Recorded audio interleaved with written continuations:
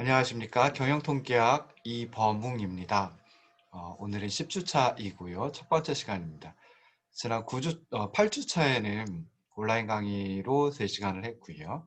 9주차에는 온라인 강의 1시간, 그리고 이제 시험 2시간을 치렀습니다. 중간 시험 잘 치르셨는지 모르겠네요.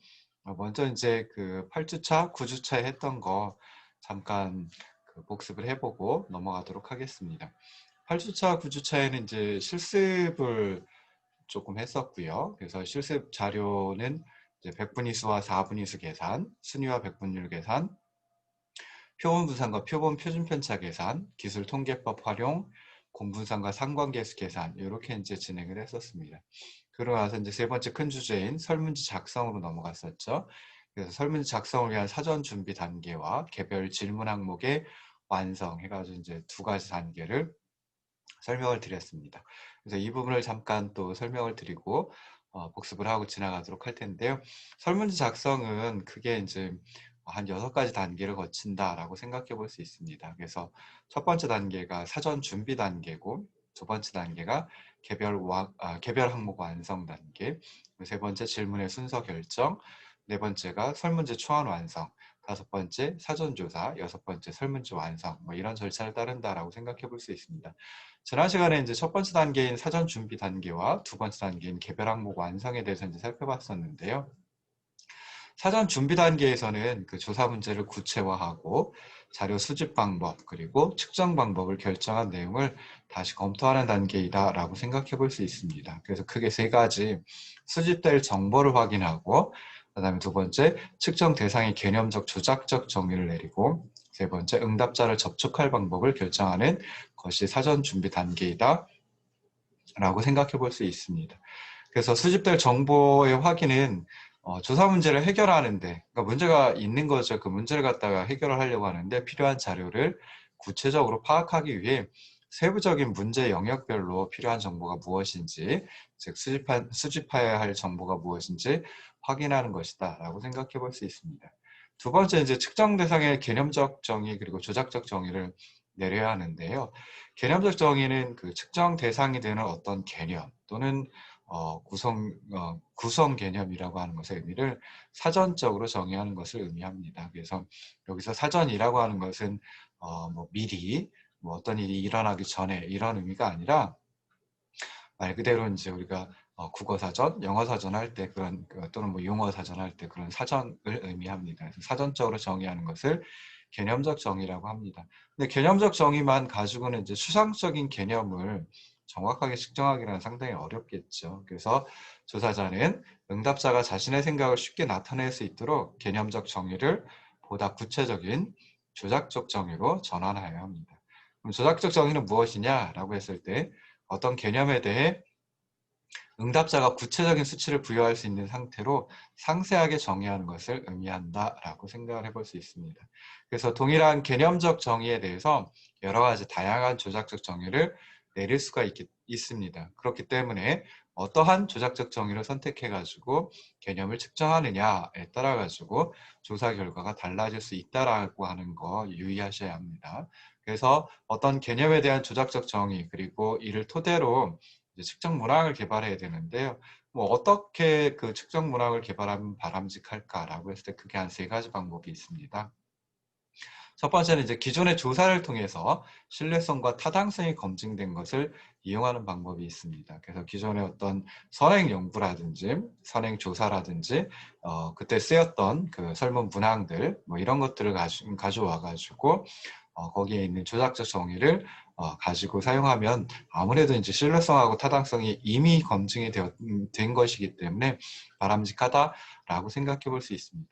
두 번째 방법은 이제 전문가나 또는 해당 실무자들에 의해서 적절한 것으로 인정받을 수 있으면 좋습니다. 그래서 측정 문항을 개발하고 나서 전문가에게 검토를 받는다든지 해당 실무자들에게 검토를 받아가지고 적절합니다라는 대답을 받았다라고 하면 그런 측정 문항 개발은 바람직하다라고 생각해 볼 수 있겠죠.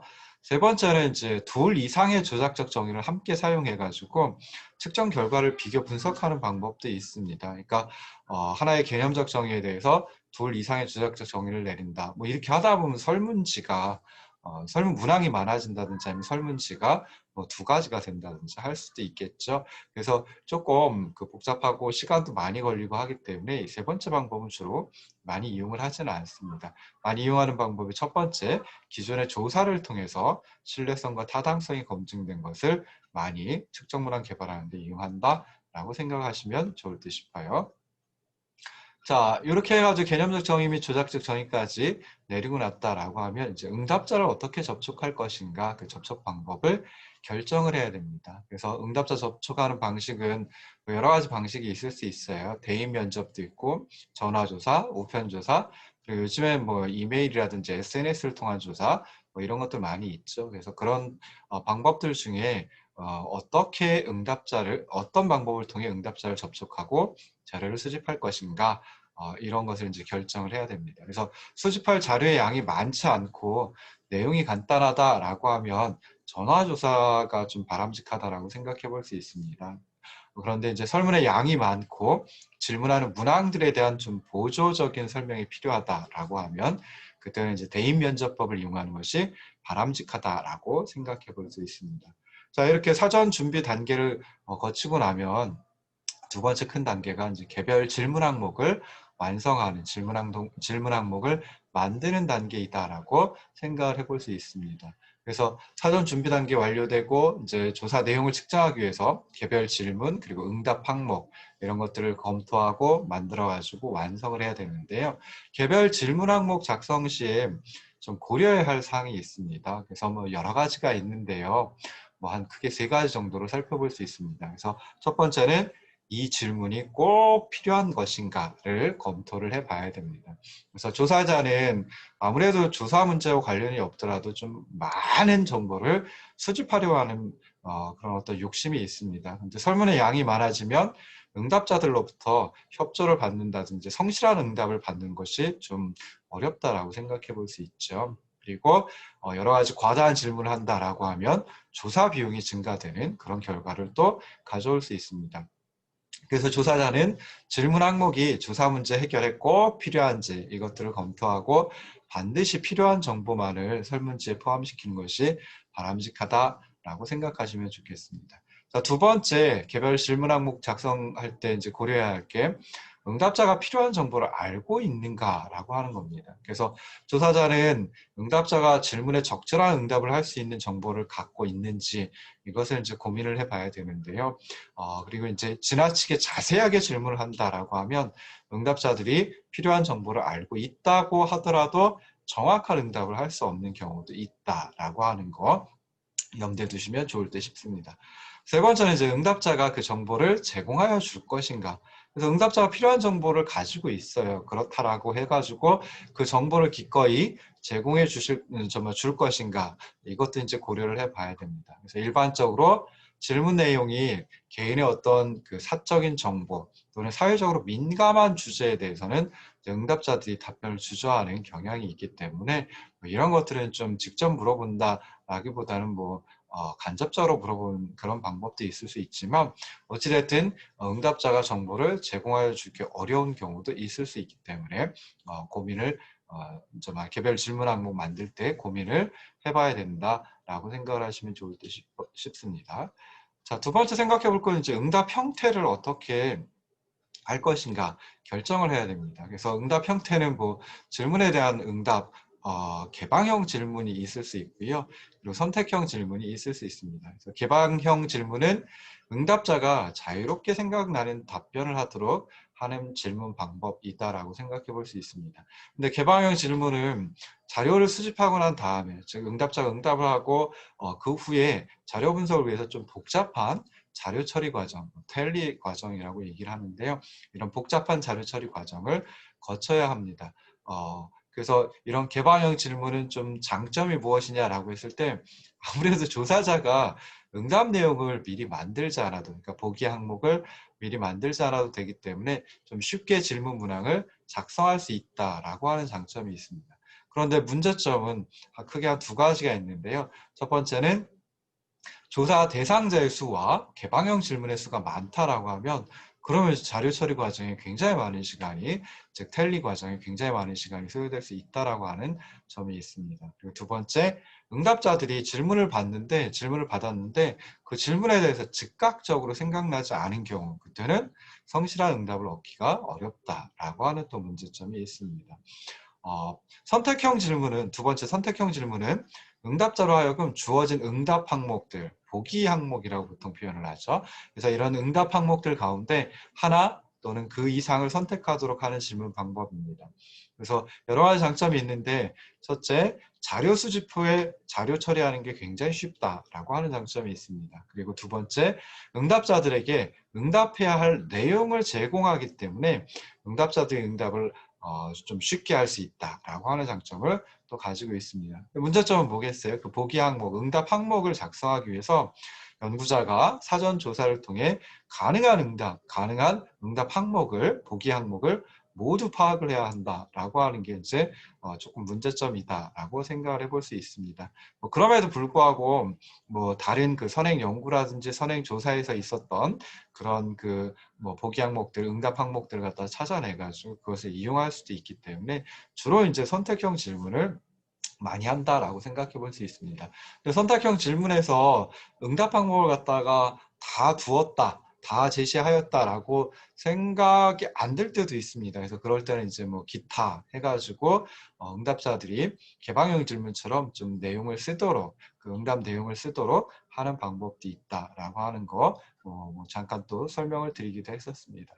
자, 그리고 나서 이제 생각해 본 게 질문 용어를 결정할 때 좀 유의해야 할 사항에 대해서도 이제 생각해 봤죠. 그래서 여러 가지가 있는데, 첫 번째, 응답자들이 전문 용어를 이해할 것으로 가정해서는 안 된다. 그래서 우리는 전공 과목이라든지 아니면은 실무에서 좀 많이 쓰는 용어이다라고 하더라도 응답자들이 그런 용어를 전부 다 제대로 알고 있다, 정확히 알고 있다라고 이렇게 간주하고 질문 항목을 만든다라고 하면 좀 문제가 있을 수 있습니다. 그래서 그런 점 유의해야 되고요. 그다음에 두 번째는 이제 선택형 질문을 한다라고 했을 때는 모든 가능한 응답을 제시해 주어야 한다. 그래서 어떤 경우에는 보기항에, 즉 응답 항목이 없어가지고 응답을 못하는 그런 경우도 나타날 수 있기 때문에 그런 것을 갖다 좀 막아야 된다라고 생각해 볼 수 있습니다. 그리고 세 번째, 마찬가지로 선택형 질문의 응답 항목들 간에는 내용상 중복이 있어서는 안 된다. 그래서 흔히 실수하는 게 이제 얼마 이상, 얼마 미만, 이런 식으로 이제 쭉 이제 표현할 수 있는데요. 근데 이제 어디서부터 어디까지, 그러니까 예를 들어가지고 1에서 5까지, 그다음에 2번 보기 항목은, 응답 항목은 5에서 10까지, 3번 보기 항목은 10에서 15까지 이런 식으로 둔다라고 하면 과연 5라고 하는 답변을, 5라고 하는 응답을 1번으로 할런지 2번으로 할런지, 또는 10이라는 답변을, 응답을 2번으로 할런지 3번으로 할런지 조금 헷갈릴 수 있거든요. 그래서 그런 것 때문에 나중에 분석 결과가 이상하게 나오는 경우도 있습니다. 그래서 그런 거, 응답 항목들 간에는 내용상 중복이 되어서는 안 된다라고 하는 건 이제 또 생각을 해보셔야 되고요. 그리고 네 번째, 한 질문에 두 가지 내용을 포함하지 않아야 한다. 그래서 아까도 말씀드렸듯이 조사자는 좀 많은 정보를 얻기를 원합니다. 그러니까 하나의 질문에 실제로는 두 가지 질문인데 그걸 갖다가 하나의 질문에다가 하나의 질문을 만들어가지고 물어보는 경우도 있거든요. 근데 그것도 나중에 이제 자료를 처리할 때 좀 문제가 될 수 있기 때문에 하나의 질문에는 한 가지 내용만 포함해가지고 질문하는 것이 바람직하다라고 생각해 볼 수 있습니다. 자, 다섯 번째는 이제 조사자 마음대로 가정을 하면 안 된다라고 하는 것입니다. 그래서 조사자가 그냥 이러이러한 상황이다라고 했을 때 당신은 어떤 선택을 할까요? 라고 이제 묻는 거, 이거는 좀 바람직하지 않다라고 생각해 볼 수 있습니다. 그다음 여섯 번째, 유도하는 질문을 하지 않아야 한다. 그래서 유도하는 질문을 하게 되면은 응답자들의 응답이 유도하는 그 방향으로 나갈 수밖에 없거든요. 그 방향으로 응답을 할 수밖에 없습니다. 그러면 어떤 눈에 보이는 어떤 뻔한 결과를 갖다가 끄집어내기 도출할 수 있기 때문에 이건 좀 바람직하지 못하다라고 생각해 볼 수 있습니다. 그래서 유도하는 질문은 하지 않는 게 바람직하다. 그래서 유도하는 문구가 있다라고 하면 그런 문구를 갖다가 질문 항목의 문구를 갖다가 없애는 게 바람직하다라고 생각을 하시면 좋을 듯 싶습니다. 자, 7번째는 이제 너무 자세하게 질문을 하지 않는다. 그래서 자세하게 질문을 한다라고 하면 응답자가 그 정보를 다 알고 있다, 정보를 보유하고 있다라고 하더라도 자세한 질문에 모두 다 응답하기란 쉽지 않을 수도 있습니다. 그래서 자세하게 질문하지 말고 조금 범주를 두어가지고 질문을 한다든지 하는 방법이 바람직하다라고 생각해 볼 수 있고요. 다음에 마지막 8번째, 대답하기 곤란한 질문은 좀 간접적으로 물어보는 것이 바람직하다라고 생각해 볼 수 있습니다. 그래서 대답하기 곤란한 질문, 응답하기 곤란한 질문, 사실 응답이 잘 안 나오겠죠. 응답을 잘 안 하겠죠. 그래서 좀 응답을 받기 위해서는 간접적으로 뭐 당신의 상황이 아니라 뭐 친구의 상황이라든지 뭐 이런 식으로 해가지고 질문을 만드는 것이 바람직하다라고 생각해 볼 수 있습니다. 자, 오늘은 그 다음 단계들 질문의 순서 결정하는 것부터 시작해가지고 질문의 순서 결정하고 설문지 초안을 완성하고 사전조사를 실시하고 설문지 완성하는 이 나머지 설문지 작성의 절차에 대해서 한번 생각을 해보도록 하겠습니다. 그래서 화면을 띄워놓고 이제 다시 한번 시작을 해보도록 할게요. 자, 여기서부터죠. 그래서 강의안으로 60쪽서부터 이제 진행을 하도록 하겠습니다. 그래서 세 번째 단계가 이제 질문의 순서를 갖다 결정하는 단계입니다. 뭐 사실 질문의 순서를 결정하기 위한 뭐 일반적인 지침은 사실은 뭐 찾아보기 힘듭니다. 어떤 게 그 바람직한 순서인가라고 하는 거 뭐 제시하기가 어렵긴 한데요. 그래도 한 5가지 정도 좀 지침의 성격을 가지고 있는 게 있습니다. 그래서 첫 번째, 첫째 질문은 응답자가 관심을 가질 수 있는 내용이어야 한다. 그래서 뭐 실제로 이제 응답자들을 모집을 해가지고 응답을 받는다라고 했을 때 좀 굉장히 많이 귀찮아하죠. 설문조사 한다라고 하면 좀 회의적인 태도를 취하든지 경계하는 태도를 취하는 경우가 많습니다. 뭐 저 같아도 이제 그런 경우가 많거든요. 그래서 첫 번째 질문은 응답자의 부담감을 덜어줄 수 있도록 좀 쉽고 재미있으며 응답자가 관심을 가질 수 있는 내용이면 좋다라고 생각해 볼 수 있습니다. 뭐 예를 들어 저는 이제 피자를 굉장히 좋아하는데요. 뭐 첫 번째 질문에서 뭐 당신은 뭐 피자를 얼마만큼 좋아하십니까? 라고 하면 관심이 확 가겠죠. 그래서 이런 조금 응답자가 관심을 가질 수 있는 질문, 첫 번째 질문을 하는 게 바람직하다라고 생각해 볼 수 있고요. 그 다음에 첫 번째 질문은 설문지의 내용이 어떤 것인지를 좀 짐작하게 해주는 내용이면 좋다라고 생각해 볼 수 있습니다. 그래서 좀 전에 했던 피자 좋아하는 저한테 최근에 피자를 드신 적이 있습니까? 라고 물어보면 이 설문조사는 피자와 관련된 것이구나. 그럼 난 피자 좋아하니까 좀 잘 응답을 해야지. 뭐 이런 식으로 이제 생각을 해볼 수 있겠죠. 그래서 설문지의 내용이 어떤 것인지 짐작할 수 있는 그 질문을 첫 번째 질문으로 두는 게 바람직하다라고 생각을 해볼 수 있습니다. 근데 두 번째, 인구 통계학적인 질문은 가능한 마지막 부분에 배치하는 것이 좋습니다. 그래서 일반적으로 이제 조사자들이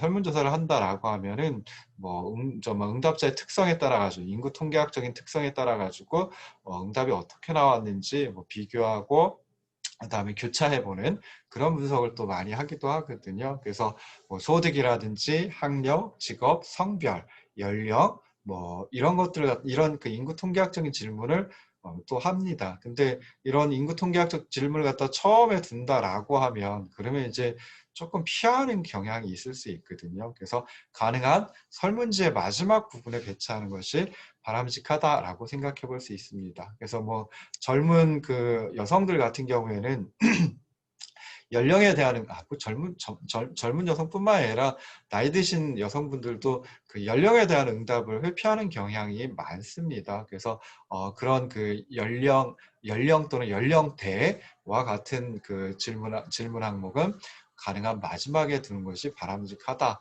그 다음에 또 뭐 직업 같은 경우에도 어떤 경우에는 직업이 없는 무직인 분들도 있을 수 있거든요. 근데 그걸 갖다 처음에 물어본다라고 하면은 저기 뭐 응답하기 싫어요 하고 그냥 가버릴 수 있습니다. 그래서 그런 것들 인구 통계학적인 질문은 가능한 마지막 부분에 배치하는 게 바람직하다라고 하는 것도 생각을 해보시면 좋을 듯 싶습니다.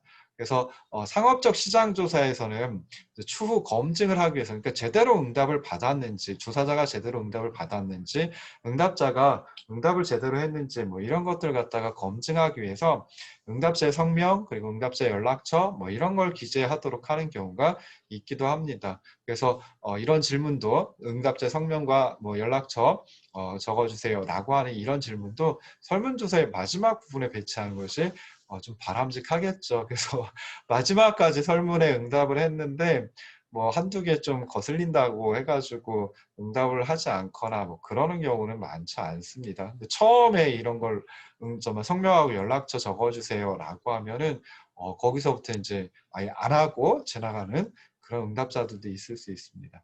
자, 세 번째, 쉽게 응답할 수 있는 질문을 앞부분에 배치하는 것이 좋다. 그래서 앞부분에다가 처음부터 굉장히 무거운 질문을 한다라고 하면은 한참 고민을 하다가 아우 힘들어요 하고 그냥 응답을 회피할 수도 있거든요. 그래서 가능한 쉽게 응답할 수 있는 질문을 전반부에 배치하고 응답하기 어려운 질문들은 후반부에 배치하는 것이 바람직하다라고 생각을 해볼 수 있습니다. 자, 네 번째, 갑작스런 논리의 전환이 이루어지지 않도록 순서를 정하는 것이 바람직하다라고 생각해 볼 수 있습니다. 그래서 우리가 이제 정말 설문조사를 하면서 그 질문 문항을 만들다 보면은 주제가 조금씩 달라지는 경우가 있습니다. 아까 말씀드렸던 인구 통계학적 질문 같은 경우에는 굉장히 좀 그 앞에 주제 실제로 좀 묻고자 하는 정말 질문하는 그 주제와는 조금 별개의 것이죠. 그러니까 그게 하나가 이제 주제가 다르다라고 생각해 볼 수 있고요.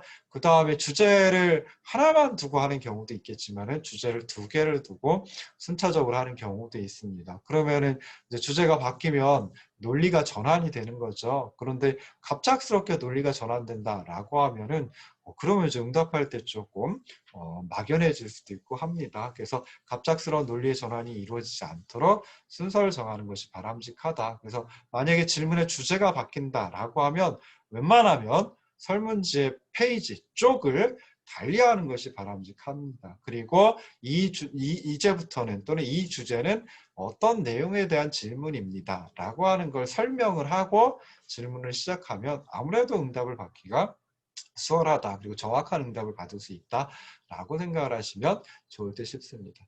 자, 그리고 다섯 번째는 이제 응답자의 응답에 따라 질문 순서가 바뀌는 경우가 가끔 있습니다. 이렇게 이제 설문 문항을 구성하는 경우도 있을 수 있거든요. 그래서 응답자의 응답 내용에 따라 다음 질문들의 일부를 대답하지 않고 넘어갈 수 있는 경우, 그때는 어떤 질문 문항으로 가야 하는지에 대한 지시를 좀 명확하게 해주는 것이 필요하다라고 생각해 볼 수 있습니다. 그래서 밑에 보시면은 예를 들어 세 가지 질문을 이제 만들어 놨는데요.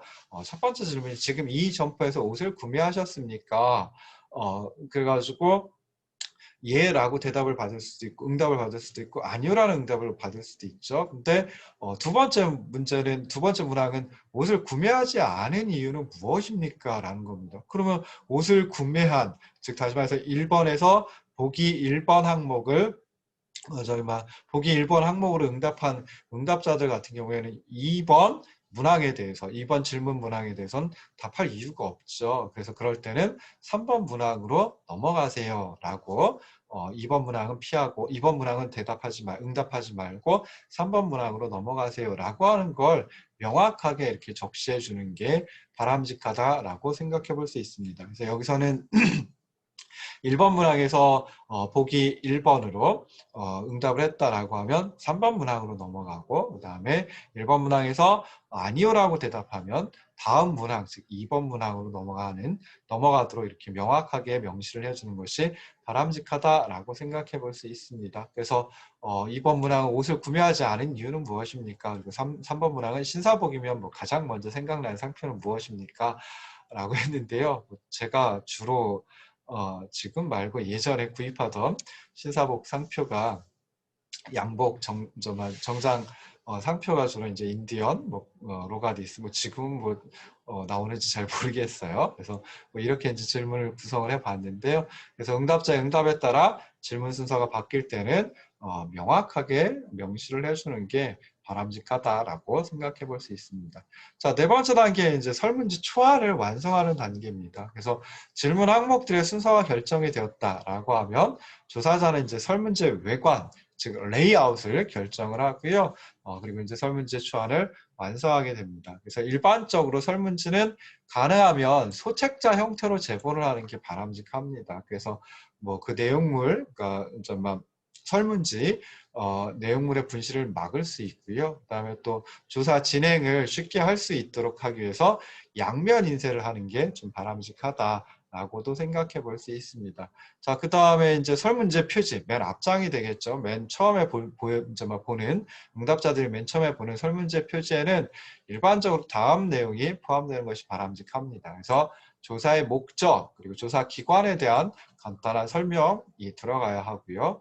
그 다음에 두 번째, 이 부분도 좀 중요합니다. 그래서 응답자의 응답에 대해서 이건 비밀로 여겨서 공개하지 않는다. 뭐 이런 보장과 관련된 문구를 갖다가 적어주는 게 좀 좋고요. 세 번째는 조사 내용에 대한 문의 또는 조사원의 신원 확인을 요구하는 응답자를 위해서 조사 기관의 연락처를 적어주면 좋습니다. 그래서 보통 이제 저 같으면 석사학위 논문 쓰는 지도학생들이 설문조사를 많이 하거든요. 그래서 그럴 때는 조금 더 그러니까 조사자를 신뢰하라는 의미에서 제 이름과 제 전화번호도 넣으라고 하는 경우도 있습니다. 지도교수의 이름과 뭐 소속도 넣어야 되고요. 그리고 전화번호까지도 넣어서 표지를 구성해라. 뭐 이런 식으로 이제 얘기를 하기도 합니다. 자, 그러면 이제 또 생각해 봐야 되는 거 표지에 넣으면 좀 좋은 거 어떤 것이 있냐면은 이제 표본을 할당해 가지고 응답자를 선정하는 경우도 있습니다. 그래서 100명의 응답자에게 응답을 받으려고 하는데 보니까 남성한테 50분, 남성 50명한테 받고 여성 50명한테 받아가지고 전체 100명 을 갖다가 채우려고 한다라고 하면 뭐 남성인지 여성인지는 그래도 외관으로다가 이제 구분이 되죠. 근데 연령대를 가지고 한다라고 하면 여러분들이 하실 때는 뭐 1학년이냐, 2학년이냐, 3학년이냐, 4학년이냐 또는 졸업생이냐 뭐 이걸 구분해 가지고 이제 설문을 많이 받을 텐데요. 그걸 외관만 가지고는 알 수가 없죠. 그래서 뭐 예를 들어 100명 중에 25명씩 해서 1, 2, 3, 4학년 응답을 받고 싶다라고 하면은 먼저 이렇게 계속 헤아려 봐야 되겠죠. 그래서 1학년한테 벌써 25명 다 응답을 받았다. 그런데 그 후에 응답을 받으려고 할 때 또 1학년이다라고 하면 응답을 받을 필요가 없는 거예요. 그래서 이렇게 이제 응답 예정자가 주어진 표본 요건에 맞는지를 확인할 수 있게 성별이라든지 연령이라든지 좀 전에 학년이라든지 이런 것들과 관련된 문항을 표지에 포함시키면 조금 뭐 쉽게 표본 요건에 맞는 그런 응답자들을 갖다가 쉽게 찾아낼 수 있다라고 하는 것도 생각을 해보시면 좋을 듯 싶습니다. 그 다음에 또 상업적 시장조사 같은 경우에는 조사 기관이나 조사 내용이 경쟁사에 유출되는 경우도 있을 수 있거든요. 그래서 그런 그 조사 기관 그리고 조사 내용이 경쟁사에 유출되는 걸 예방하기 위해서 처음 부분에 응답자나 응답자의 가족의 직업에 대한 질문을 삽입하는 것도 이제 생각해 보시면 좋을 듯 싶습니다. 그래서 여러분들 같으면은 사실은 뭐 이런 일이 없겠지만은 나중에 실제 이제 실무에 나가 사회에 진출하셔가지고 설문조사를 한다라고 하면은 경쟁사에 유출이 될 수 있어요. 뭐 설문조사를 경쟁 기업이 하고 있구나라고 하는 그 정보만 가지고도 그 상대방 기업이 뭐 굉장히 다양한 반응을 할 수도 있거든요. 그래서 그런 것들을 막기 위해서 좀 응답자나 응답자의 가족 직업에 대한 질문을 첫머리에 두는 것도 좀 생각을 해보면 좋다라고 생각하시면 좋을 듯 싶고요. 그 다음에 또 생각해 보셔야 될 게 설문제 진행 단계별로 조사원들이 주의해야 할 사항들 뭐 이런 것들을 이제 잘 보이게 제시를 하면 바람직합니다. 그래서 조사원한테 그러니까 설문지가 있는데 조사원한테 이 설문지 이 설문 문항을 갖다 이 문항을 갖다가 질문할 때는 좀 뭐 이런 것들을 설명을 해주세요. 또는 뭐 이런 것들을 좀 조심해 가지고 질문을 하세요. 라든지 뭐 지시사항을 내릴 수 있습니다. 물론 응답자들이 받아보는 설문지는 그 내용이 없겠죠. 그래서 조사원들이 가지고 있는 조사원들이 받아보는 설문지에는 그런 지시사항을 설문 내용과는 좀 다른 활자체를 이용하거나 좀 진하게 인쇄를 해가지고 조사원의 눈에 잘 띄도록 하는 거, 뭐 이런 것도 이제 좀 필요하다라고 생각해 볼 수 있고요. 그 다음에 질문 순서 아까 다음 질문 뛰어넘는 뭐 그런 경우도 있다라고 했는데, 그럴 때는 이제 어느 질문으로 가야 하는지 그 조사원들이 알고 있어야 되죠. 그래서 명확하게 좀 표시를 하는 것이 바람직하다라고 생각해 볼 수 있습니다. 자, 마지막으로 이제 질문 내용이 바뀌는 경우, 그러니까 주제가 바뀐다라든지 하면 그때는 가능하면 페이지를 달리하는 것이 좋다. 그러니까 다음 페이지로 넘어가서 새로운 주제와 관련된 질문을 하는 것이 바람직하다. 그리고 그럴 때는 이제 조사원이 응답자에게 뭐 이 주제는 뭐 이러이러한 것을 내용으로 하고 있습니다. 그리고 왜 이런 주제를 가지고 설문을 하는지 뭐 이런 그 설명을 하고 난 다음에 다음 주제에 관한 질문으로 넘어가는 것이 바람직하다라고 생각해 볼 수 있습니다. 자, 마지막 단계가 이제 사전조사 그리고 설문지 완성입니다. 그래서 설문지 작성을 하면 본조사에 들어가기에 앞서서 설문지 초안을 이용해서 사전조사를 실시하는 것이 바람직하다라고 생각해 볼 수 있습니다. 근데 실제로 이제 시간이라든지 아니면 비용이라든지 이런 여건 때문에 사실 사전조사를 안 하고 그냥 지나가는 경우가 많이 있어요. 예비조사 하지 않고 지나가는 경우가 많이 있는데요. 그래도 사전조사를 하면은 좀 좋은 점들이 많이 있습니다. 그래서 사전조사는 표본으로서의 자격을 갖춘 소수의 응답자들에게 설문지 초안을 가지고 조사를 실시하고 그 설문지 초안의 문제점이 무엇인지 찾는 과정이다라고 생각을 하면 좋을 듯 싶습니다. 그래서 뭐 조사자가 열심히 연구를 해가지고 고민을 해가지고 설문 문항을 만들었다라고 하더라도 사실 사전조사를 실시하면은 생각지도 못한 그런 문제점들이 나타날 수 있습니다. 그러면은 그 내용을 갖다 좀 바꾼다든지 질문 문항을 갖다 좀 바꾼다든지 할 수 있겠죠. 그래서 질문의 내용이나 질문에 사용한 용어가 너무 어려울 수도 있고요. 그다음에 질문의 양이 너무 많아서 문항이 너무 많아가지고 많은 시간이 소요될 수도 있고, 그다음에 질문의 순서가 좀 자연스럽지 않은 경우도 있고 그러는데 그걸 사전조사를 통해 가지고 밝혀낼 수가 있거든요. 그러면 이제 그 설문지 초안을 좀 다듬어서 조금 보완하고 그다음에 조정하고 해가지고 설문지 그 최종안은 설문지 완성한 거는 좀 더 질적인 수준이 높아질 수 있겠죠.